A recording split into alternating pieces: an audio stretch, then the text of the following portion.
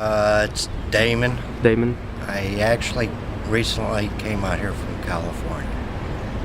How long ago? Do you remember? About 10 days ago. Got robbed. And made this my family. These guys didn't rob me, they helped me out, so.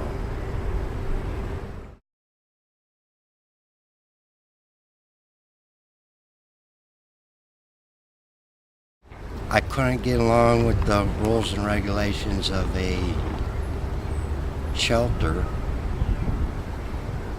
to try to take care of business. They want you to do their business, and that's it, basically. If you're not going by their rules, then you're doing something wrong, and you get kicked out.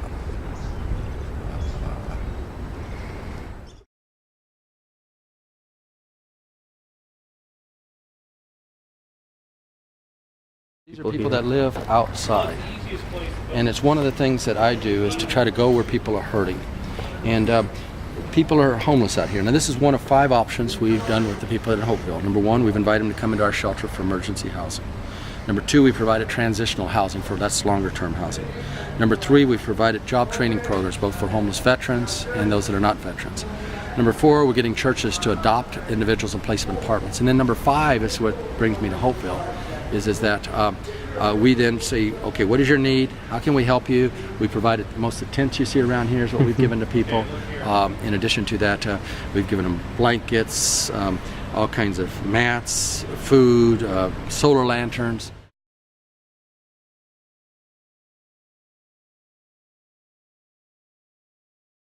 For those that can't get apartments, but they got to have a place to live till they get apartments. My ultimate goal is to see people get apartments, but what's the full story is not being told is the affordable housing crisis. I've been at this work for 38 years, and for the last 38 years, St. Louis has been destroying 2,000 affordable housing units a year.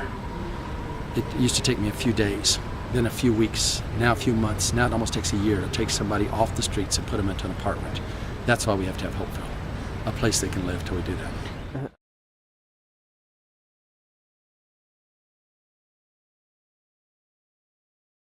Now the city says they all got to be out of here by tomorrow morning, so we're going from this place on over to the other place, and that's what we're in the process of doing.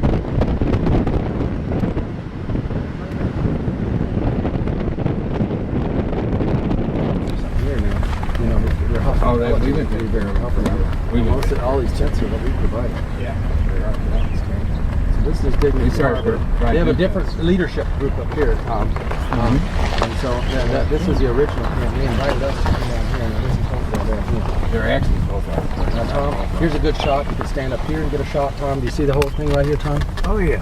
So we can come right up here. Hey, the welcome wagons arrived. We got presents.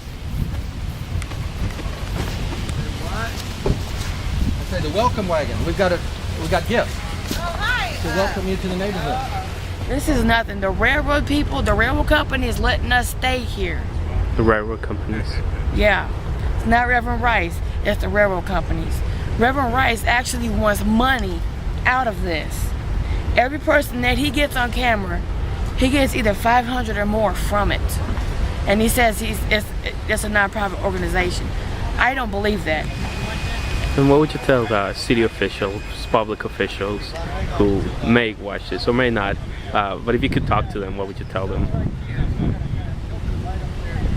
You don't want me to say that.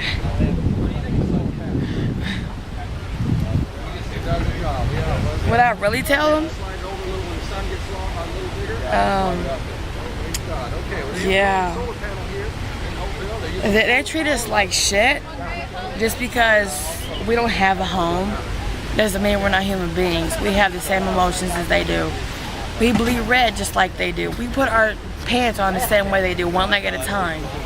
And if you feel like that you could treat us any different than your cousins, nephews, uncles, aunts, children even, sorry to say, but fuck you. Just because we're homeless, we're not really homeless. We just have